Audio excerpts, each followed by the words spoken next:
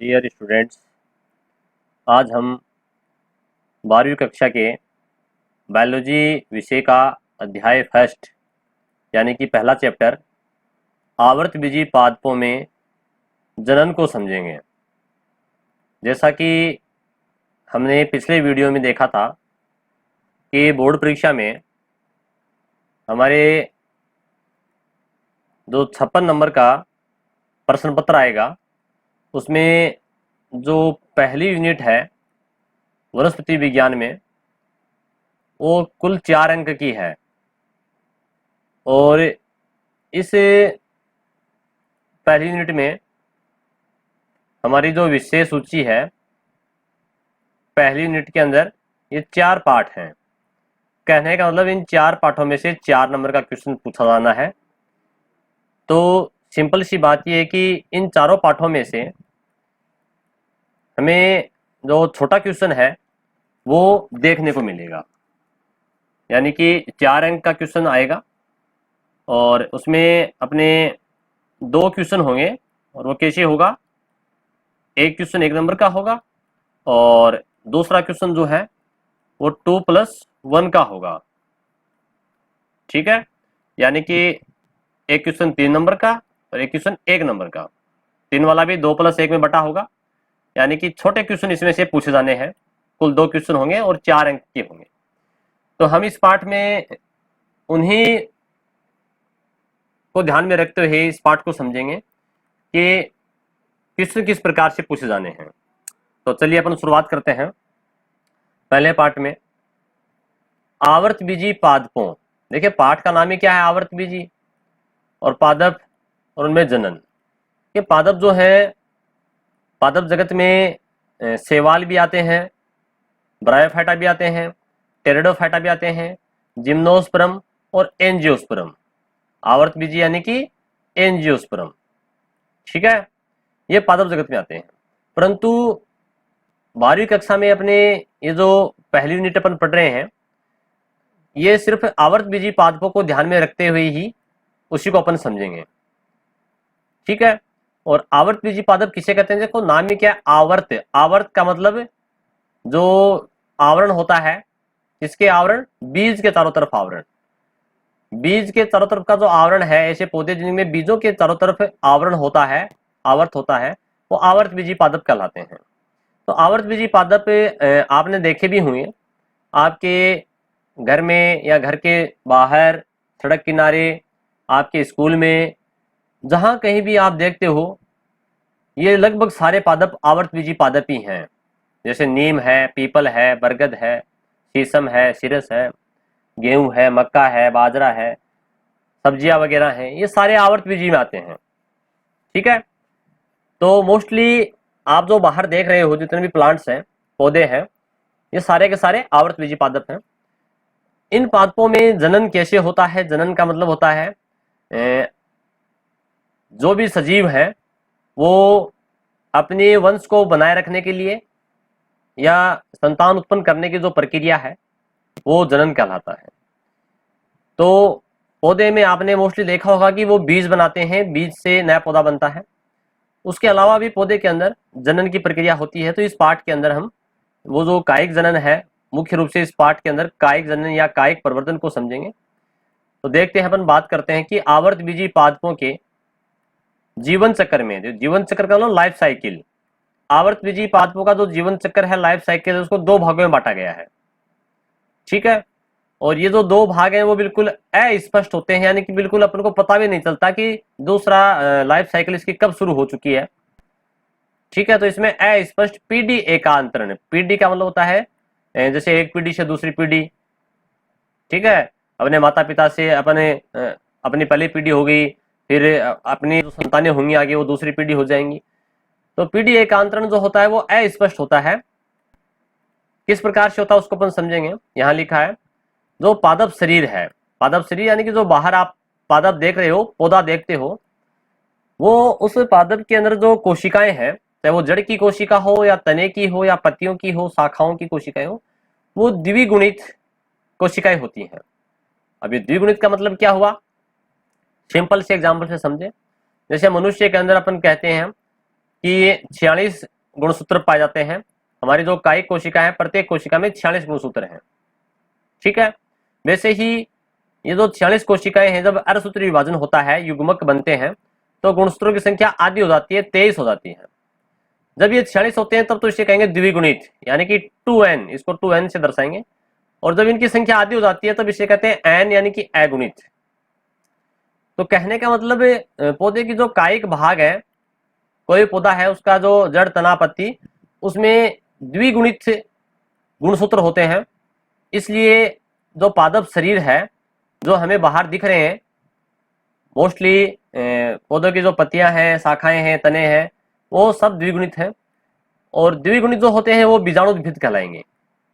ठीक है, तो जो पीढ़ी है वो क्या है इसकी, पादप शरीर द्विगुणित बीजाणुद्भिद होते हैं जो दीर्घजीवी। देखिए पौधे की अलग अलग आयु है, आयु के आधार पे आपने 11वीं क्लास में पढ़ा था कि 1 वर्षीय पादप, द्विवर्षीय पादप और बहुवर्षीय पादप।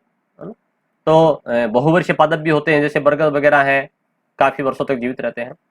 स्वयंपोषी होते हैं पादप, यानी कि जो पादप शरीर है उसकी पत्तियों में जो हरित लवक है उनमें क्लोरोफिल पाया जाता है, जिसके कारण ये अपना भोजन फोटोसिंथेसिस से खुद बनाते हैं, तो स्वयंपोषी हैं। मूल होता है, जड़ यानी कि स्तंभ, तना होता है, और पत्तियों में विभेदित होता है। तथा प्रमुख पीढ़ी को, यानी कि प्रमुख पीढ़ी या प्रथम पीढ़ी, पादप शरीर इसकी प्रथम पीढ़ी है। अपने बताया जीवन चक्र, जीवन चक्र में 2 पीढ़ियां होंगी। जो आपको पौधा दिख रहा है जिसमें जड़, तना, पत्ती है ना, ये प्रमुख पीढ़ी है, प्रथम पीढ़ी है। क्लियर। जीवन चक्र की दूसरी पीढ़ी जो होगी वो होगी अगुणित और युग्मकोद्भिद।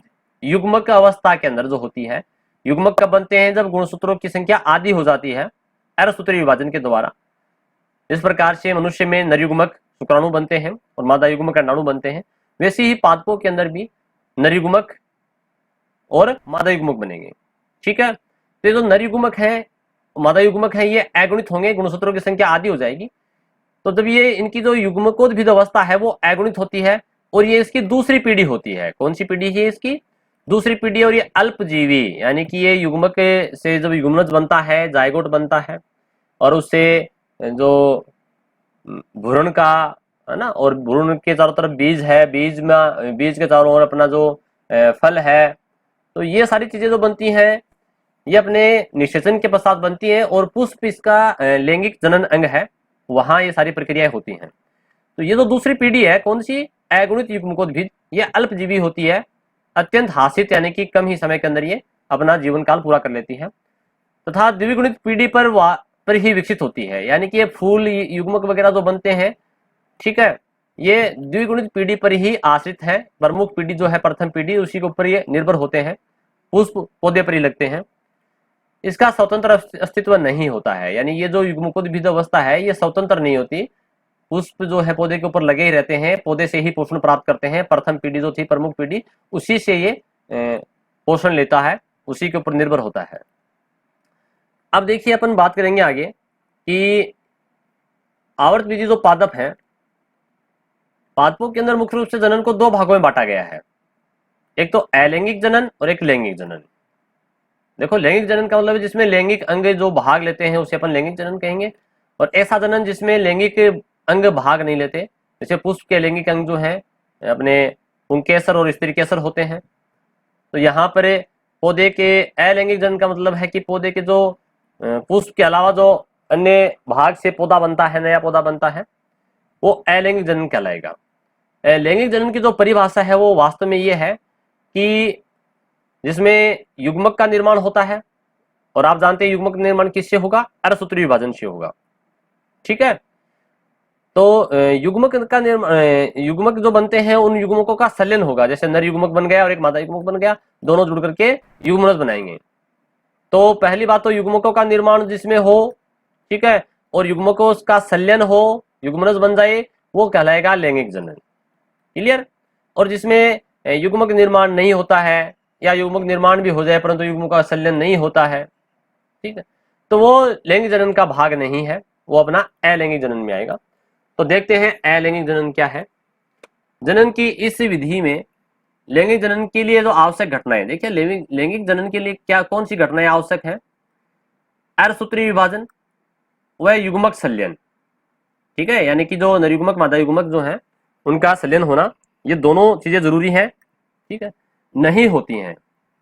इसमें अलैंगिक जनन के अंदर अर्धसूत्री विभाजन नहीं होता है, वह युग्मक संलयन नहीं होता है। इसी कारण इस प्रकार के जनन को अलैंगिक जनन या असंग जनन, देखिए एक बहुत ही इंपॉर्टेंट परिभाषा बनती है, मैंने बताया इस पार्ट में से छोटा क्वेश्चन आएगा, तो सीधा सा क्वेश्चन बनता है कि एपोमिक्सिस क्या है। आपको बायोलॉजी के अंदर जो मैं आपको बता दूं, इंग्लिश के जो वर्ड हैं जहां आपको खास करके ध्यान रखना है वो आपको समझने हैं कि एपोमिक्सिस क्या होता है। एपोमिक्सिस कहते हैं असंग जनन को, ये एपोमिक्सिस के नाम से भी क्वेश्चन पूछा गया है एग्जाम के अंदर। तो अलैंगिक जनन को ही असंग जनन या एपोमिक्सिस के नाम से जाना जाता है। इस विधि द्वारा उत्पन्न संततियां आनुवंशिक रूप से जनक पौधे के समान होती हैं, ये बहुत इंपॉर्टेंट है। देखिए लैंगिक जनन के अंदर जो संततियां उत्पन्न होती हैं उनमें माता पिता के लक्षण तो होते ही होते हैं, उसके अलावा नए लक्षणों की उत्पत्ति भी होती है, नए लक्षण भी आते हैं, माता पिता के लक्षणों के अलावा अन्य लक्षण भी उत्पन्न हो जाते हैं, क्योंकि वहां पर जीन विनिमय होता है, क्रॉसिंग ओवर होता है, जो आपने जूनियर क्लास में पढ़ा था, अर्धसूत्री विभाजन के समय जो जीन विनिमय होता है। लेकिन अलैंगिक जनन के अंदर जीन विनिमय जैसी कोई घटना नहीं होती है, जिसके कारण ये आनुवंशिक रूप से जनक पौधे के समान होते हैं, यानी कि जनक पौधा जैसा होगा उसके जैसा ही संतति होगी, उसकी प्रथम पीढ़ी होगी। फिर आगे इसमें बात की जा रही है कि ये जो आवर्तबीजी पौधे हैं, आवर्तबीजी पौधों में जो अलैंगिक जनन है उसको दो भागों में बांटा गया है, ठीक है। पहला है अनिषेक बीजता, देखो नाम ही क्या है, अनिषेक। निषेक जो शब्द है वो तो है निषेचन से लिया गया, निषेचन जिसमें निषेचन होता है।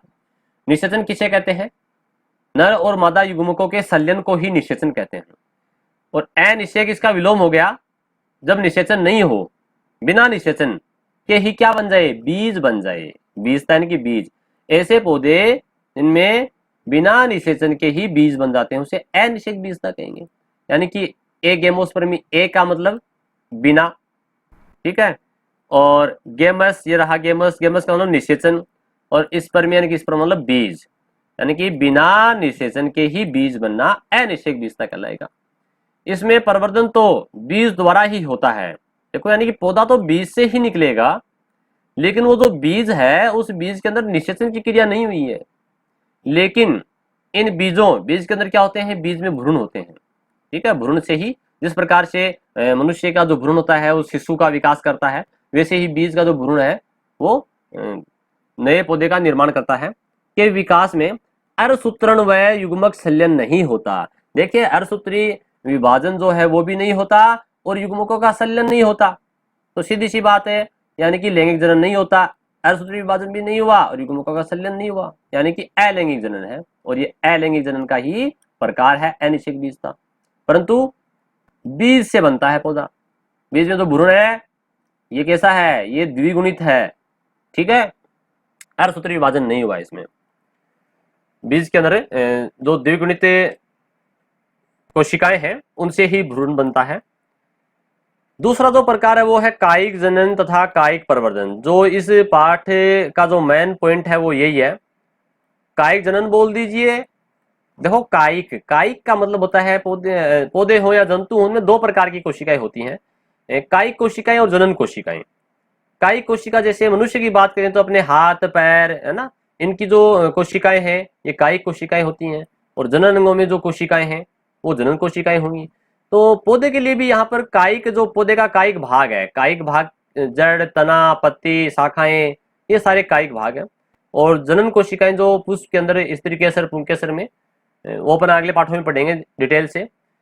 तो कहने का मतलब पौधे के कायिक भाग से, जड़ से, तने से, पत्ती से नया पौधा बनता है, नया प्रवर्धन होता है, उसे अपन कायिक प्रवर्धन या कायिक जनन कहेंगे।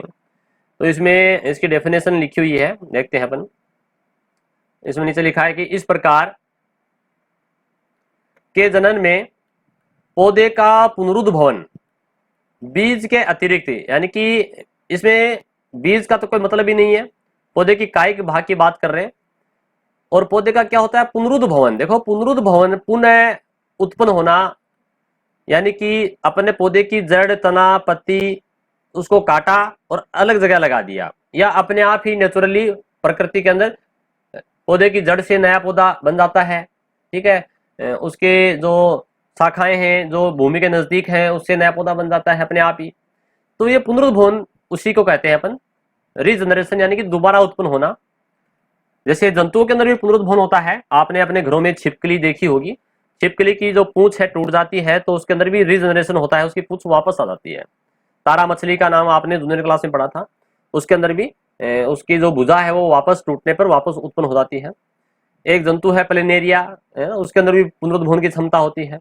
ये आपने सब जूनियर क्लास में पढ़े थे। तो यहाँ पौधे के लिए अपन बात कर रहे हैं। तो बीज के अतिरिक्त पौधे के अन्य किसी कायिक भाग, ठीक है, पौधे कौन सा भाग, कायिक भाग, वेजिटेटिव पार्ट जो है से होता है। कायिक जनन के लिए उपयोग में ले जाने वाले अंग, अब देखो जड़ तना पत्ती जो उसके पार्ट हैं उसे अपन प्रवर्ध कहते हैं। क्या कहते हैं उसको, अपन यहाँ पर प्रवर्ध कहेंगे, ठीक है। प्रवर्ध किसे कहते हैं, कायिक जनन के लिए जो उपयोग में लाए जाने वाले अंग है। अंग कौन से, जड़ भी उसका अंग है, पत्ती भी अंग है, शाखाएं भी अंग है। कायिक जनन जो है, इस कायिक जनन को सुविधा के लिए दो भागों में बांट दिया। आज का ये जो वीडियो है ये मोस्टली प्राकृतिक कायिक प्रवर्धन के ऊपर है, और अगला जो वीडियो होगा वो अपना कृत्रिम कायिक प्रवर्धन। प्राकृतिक कायिक प्रवर्धन का मतलब प्रकृति में अपने आप ही नए पौधे बन जाते हैं, जड़ से, तने से, पत्तियों से, यानी बीज के अलावा की बात कर रहे हैं अपन, ठीक है ना। बीज वाला तो अपन वो तो लैंगिक जन्म में पढ़ेंगे आगे। बीज के अलावा पौधे के जो कायिक भाग हैं, जड़, तना, पत्ती, उनसे नया पौधा प्रकृति में अपने आप बनता है, वो तो कहलाएगा नेचुरल, नेचुरल यानी कि प्राकृतिक। और जो मनुष्य द्वारा किया जाएगा वो कहलाएगा आर्टिफिशियल या कृत्रिम। हम जड़ को काट करके लगा देंगे दूसरी जगह, है ना, शाखा को लगा देंगे, लगाते भी हैं, आपने देखे होंगे बरसात के दिनों में अपन जो पेड़ पौधे लगाते हैं तो अपने कायिक प्रवर्धन भी करते हैं, पौधे के जो कायिक भाग हैं उससे भी नए पौधे उत्पन्न कर लेते हैं, बना लेते हैं। तो पहले अपन आज का जो वीडियो है ये खास अपने प्राकृतिक कायिक प्रवर्धन के लिए है, क्लियर। अब आपको पता है कि इस पाठ में से छोटे क्वेश्चन आने हैं, और कायिक का मतलब क्या है, पौधे के जड़, तना, पत्ती जो कायिक भाग है उनसे नए पौधे बनना, अपने आप बनना।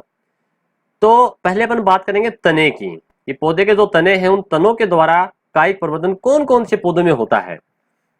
छोटा क्वेश्चन इस पाठ में से पूछा जाएगा। तो एक नंबर का छोटा क्वेश्चन बनता है, जैसे तना जो है, तने के अलग अलग रूपांतरण होते हैं। एक अपना एक रूपांतरण है इसका परकंद, अपन परकंद कहेंगे।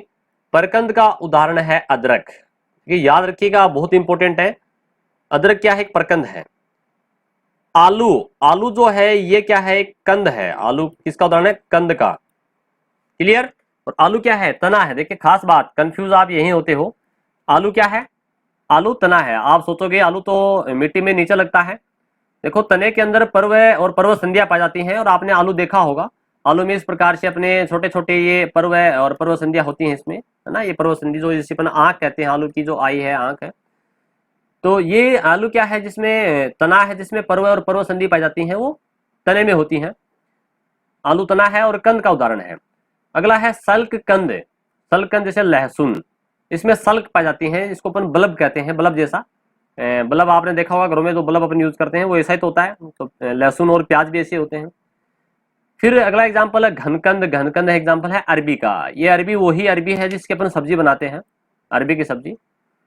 फिर है ऊपरी भूविस्तारी रंध्र, जैसे दूब घास, दूब घास ऊपरी, जैसे दूब घास का तना इस प्रकार से, फिर नीचे जड़ें निकलेंगी, फिर आगे तना चलेगा, फिर आगे नीचे जड़ें निकलेंगी, फिर तना आगे चलेगा, जड़ें निकलेंगी।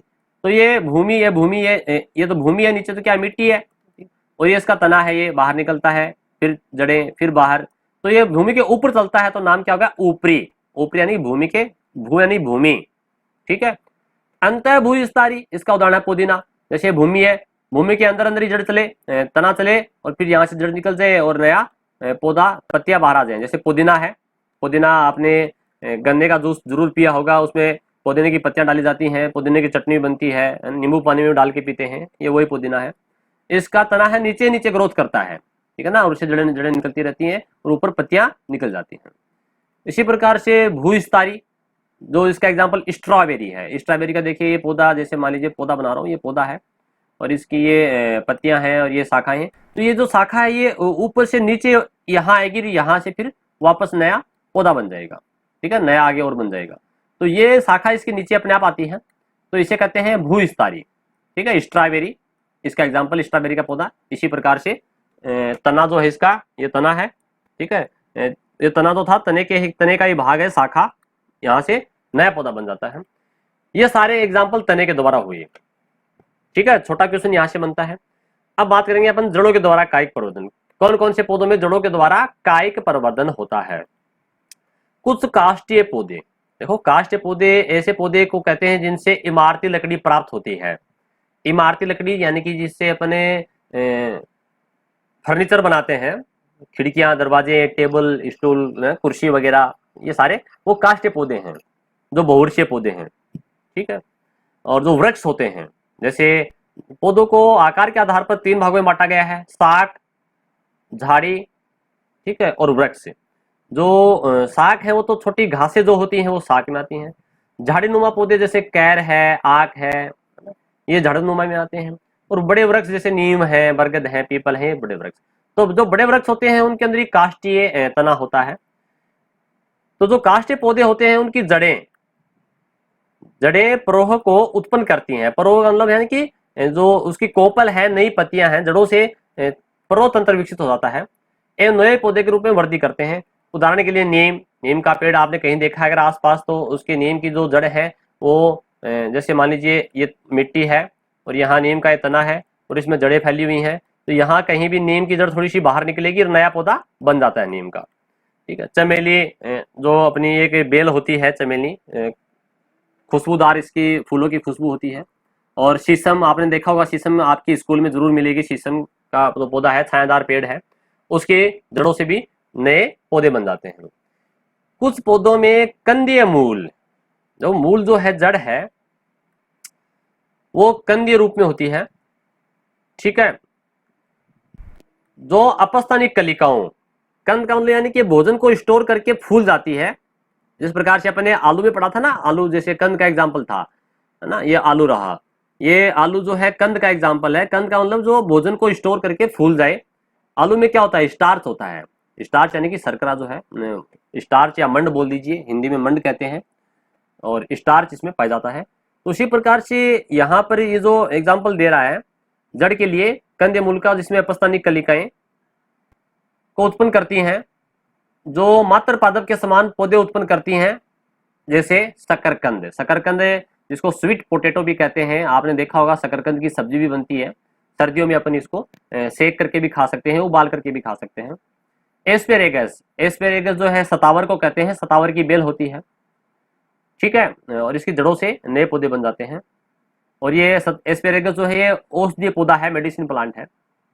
डहेलिया, डहेलिया एक पुष्प पौधा है, सजावटी पौधा है, ऑर्नामेंटल प्लांट कहते हैं जिसको, फूल आते हैं, सर्दियों में फूल खिलते हैं, डहेलिया।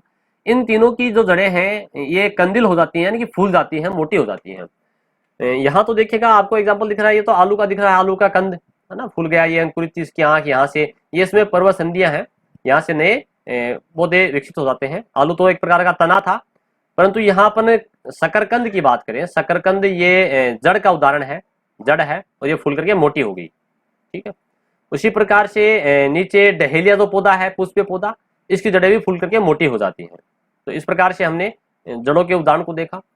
फिर अपन बात करेंगे अगले में इसमें कि पत्तियों द्वारा, कुछ पौधों की जो पत्तियां हैं वो भी नए पौधे विकसित करती हैं, यानी कि पत्तियों से भी नए पौधे बन जाते हैं प्रकृति में अपने आप स्वतः, ठीक है। जिसका एग्जाम्पल है पत्थर चट्टा, बहुत ही इंपॉर्टेंट है, छोटा क्वेश्चन बनता है। पत्थर चट्टा को अपन ब्रायोफिल्म भी कहते हैं। ब्रायोफिल्म इसका बोटनिकल नेम है, वैज्ञानिक नाम है, देसी इसका जो नाम है, लोकल नाम, वो इसका पत्थर चट्टा है। पत्थर चट्टे का मतलब है पत्थर को चट करने वाला। कौन से पत्थर को? शरीर के अंगों में जो पत्थर अपने पथरी होती है ना, जिसको बोलते हैं कि पीत की थैली में पथरी हो गई, किडनी में पथरी हो गई, है ना, पथरी की शिकायत होती है।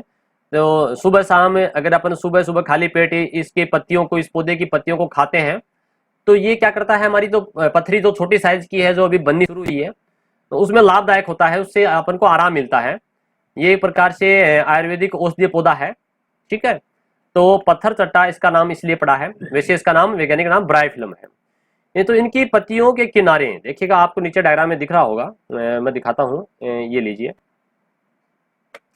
ये इसके पत्तियों के जो किनारे ये आपको दिख रहे हैं, ये किनारा है, ये किनारा है, किनारों से तथा बिगोनिया में पर्णवृंत, पर्णवृंत क्या होते हैं? देखो पत्ती जो है, पत्ती जिस भाग से, शाखा से, जैसे ये पत्ती, ये तो पत्ती है और ये इसका तना है ना, या शाखा मान लीजिए, तो यहाँ से जो जुड़ा हुआ है ये भाग है, ये भाग इसका पर्णवृंत कहलाता है, ठीक है ना, जिसको पेटियोल कहते हैं, पर्णवृंत कहते हैं, डंठल को कहते हैं, पर लोकल भाषा में डंठल कहते हैं।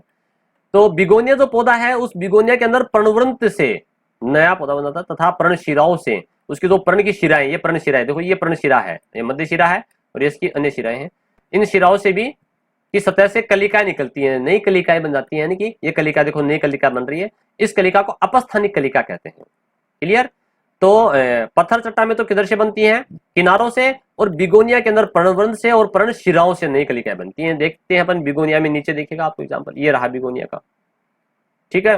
बिगोनिया में आप देख पा रहे हैं कि यहाँ पर ये तो क्या है, इसका पर्णवृंत है, ये इससे ये बन रही है, देखो नया, ठीक है। इसी प्रकार से ये इसकी शिराएं हैं, ये दिख रही है आपको, ये शिरा से यहाँ पर, ठीक है, नया पौधा बन रहा है, नई कलिका बन रही है। तो इस प्रकार से हमने देखा कि बिगोनिया में ऊपर पत्थरचट्टा में और नीचे बिगोनिया में, ठीक है। और आगे देखो क्या लिखा है, ये नए पादप मात्र पादप से अलग होने के बाद नए पौधे का विकसित कर देंगे। यहाँ से ये पौधा जो नया बन रहा है, ये यहाँ से अलग हो जाएगा और नीचे गिर जाएगा मिट्टी में। नीचे गिरते ही इसकी जो जड़ें हैं वो मिट्टी में, जो नम क्षेत्र है जहां नमी होनी चाहिए, ठीक है, मिट्टी थोड़ी सी नम या गीली होनी चाहिए, तो इसकी जड़ें विकसित हो जाएंगी, ऊपर जो पत्तियां हैं वो आगे नया पौधा बना लेंगे। तो इस प्रकार से नए पादप का निर्माण करते हैं पत्तियों के द्वारा। फिर अपन देखेंगे जननांगों द्वारा, पौधे के जो जनन अंग है उनसे भी कायिक प्रवर्धन होता है, ठीक है। जनन अंग में मोस्टली 4 भाग होते हैं, बाह्य दलपुंज, पुंकेसर और जायांग। देखिए इसको अपन एक डायग्राम से बताते हैं इस वीडियो में। अपन इस पार्ट में तीसरा जो अपन देखेंगे ये रहे पौधे के जो पुष्पीय 4 भाग हैं। सबसे बाहर जो ये होते हैं अपने, ठीक है, बाह्य दल हरे रंग के, रंगीन पंखुड़ियां जो होती हैं ये दल कहलाती हैं, और ये जो नर भाग हैं ये इसके, ये पुंकेसर कहलाते हैं, और ये जो बीच में आपको दिख रहा है ये भाग, ये इसका अंडाप्या अंडाशय कहलाता है, ठीक है ना। ये पूरा नीचे वाला अंडाशय भाग है, या इसको स्त्री केसर कहते हैं, पूरे को अंडाप्या स्त्री केसर। तो ये पुष्प के जो 4 भाग हैं, इसमें जो बाहर वाले जो भाग हैं, यानी कि ये बाह्य दल और दल, ये तो सहायक अंग है, और जो पुंकेसर स्त्री केसर है इसके जनन अंग होते हैं। तो यहाँ कहने का मतलब ये है कि पुष्प के जो जनन अंग है वो भी नया पौधा बना लेते हैं। तो कैसे बनाएंगे वो देखते हैं अपन, जनन अंगों के द्वारा। कुछ पादपों में पुष्प कलिकाओं के स्थान पर बहुकोशिक पत्तर कलिकाएं, ये जो पुष्प कलिका बन रही होती है ना, पुष्प कलिका किसे कहते हैं? देखो पुष्प जब खिलता नहीं है, जो पुष्प खिला नहीं है उसे अपन कलिका कहेंगे। और पुष्प कलिका का एक एग्जाम्पल लौंग, लौंग जो अपने चाय में या मसालों में के रूप में यूज करते हैं ना लौंग को, तो वो जो लौंग है वो पुष्प कलिका होती है, पौधे के कुछ पुष्प कलिका का भाग है, बिना खिला हुआ पुष्प है उसे पुष्प कलिका कहेंगे। तो पौधे में पुष्प कलिका के स्थान पर बहुकोशिक पत्तर परकलिका, जिसको बुलबिल्स कहते हैं, ये बहुत इंपॉर्टेंट नाम है, ये हिंदी में भी पूछा गया है। बुलबिल्स क्या है? यानी कि जो बहुकोशिक पत्तर कलिकाएं बनती हैं, तो ये क्या होंगी? ये जो पत्तर कलिकाएं हैं ये नीचे गिर जाएंगी मिट्टी के अंदर, ठीक है, ये गोल गोल होती हैं, आगे अपन डायग्राम में देखेंगे, और गिरने से नया पौधा विकसित हो जाएगा। यानी कि पुष्प कलिका के स्थान पर पुष्प नहीं बना है, पुष्प के स्थान पर क्या बन गई? पत्तर कलिका बन गई, बुलबिल्स बन गई। एग्जाम्पल के तौर पर रामबास, रामबास पौधा है जिसे अपन अगेव कहते हैं, ठीक है, लोकल नाम रामबास है, वैज्ञानिक नाम अगेव है। रतालू है जिसको डायस्कोरिया कहते हैं, ठीक है। ये दोनों के अपने डायग्राम देखिए, अपन आगे देखते हैं, दिए गए हैं। ये रहा अपना पहला जो एग्जांपल है, क्या वाला? ऊपर वाला, ये तो अगेव का है, ठीक है। ये अगेव आपने देखा होगा, देखिए गंवार पाठा जैसा लग रहा है आपको, ये गंवार पाठा नहीं है, ठीक है। इसकी गंवार पाठे में जो पत्तियां होती हैं वो गुद्देदार होती हैं, जबकि इसके अंदर अगेव में पत्तियां गुद्देदार नहीं होती, और यहाँ बहुत ही तेज नुकीले कांटे होते हैं इनके पर्ण जो शिखागर भाग है वहां पर। तो इसमें देखिए यहाँ पर बीचों बीच ये जो निकल रहा है, ये पुष्प भाग न बन करके यहाँ पर इसमें पत्तर पर कलिकाएं बन गई, ये बन रही है ना। और जब ये नीचे गिरेंगी, यहाँ बिल्कुल छोटे छोटे यहाँ पर ये गोल गोल ऐसे पत्तर कलिकाएं होती हैं, ये नीचे गिरती है मिट्टी में और नया पौधा बना लेती है, ठीक है। एक तो ये हुआ अगेव के लिए। दूसरा जो एग्जाम्पल है वो डायस्कोरिया का है। देखिएगा डायस्कोरिया में यहाँ पर ये इसकी पत्ती है और ये इसका तना है, और यहाँ एक वो गोल आकार की ये जो संरचना बन गई है, ये पत्तर कलिका बुलबिल्स बन गई, और ये यहाँ से अलग हो जाएगी और इसे नया पौधा विकसित हो जाता है। तो यहाँ पर हमने इसमें भाग में जो कायिक जो प्रवर्धन है, अलैंगिक जनन का जो भाग था, देखिए अपन ने पाठ को समझने के लिए हमें दो बातें याद रखनी होंगी। चाहे तो आप इसके नोट्स भी बना सकते हो कि जनन दो प्रकार का है, अलैंगिक और लैंगिक। इस पाठ में हम अलैंगिक जनन के बारे में समझ रहे हैं पहले, और अलैंगिक जनन जो है फिर वो दो प्रकार का है। देखते हैं कौन कौन से अपने पढ़े कि अनिषेक बीजता और दूसरा कायिक। ठीक है, तो हमने ये जो कायिक वाला देखा है, इसमें अपने कायिक जनन के फिर दो भाग हैं। कौन कौन से देखते हैं। आज के इस वीडियो में हमने देखा प्राकृतिक वाला, कल अपने जो नेक्स्ट अपना वीडियो होगा वो कायिक प्रवर्धन का, ठीक है, कृत्रिम वाला होगा। आज हमने प्राकृतिक समझा, कृत्रिम, कृत्रिम यानी कि मनुष्य के द्वारा जो बनाए जाते हैं पौधों के जड़ तना पत्ती को अलग करके, ठीक है, वो अपन अगले वीडियो में, नेक्स्ट वीडियो में समझेंगे। यहाँ मेरे ख्याल से आपको याद करने वाली जो बात है, इनके सबके एग्जाम्पल आपको याद करने हैं कि छोटे क्वेश्चन आते हैं। और यहाँ जो कृत्रिम कायिक प्रवर्धन है, इसके लिए अलग से अलग वीडियो डाला जाएगा, क्योंकि काफी बड़ा वीडियो अपना बन जाता है। तो इसको अपन नेक्स्ट वीडियो में समझेंगे। धन्यवाद।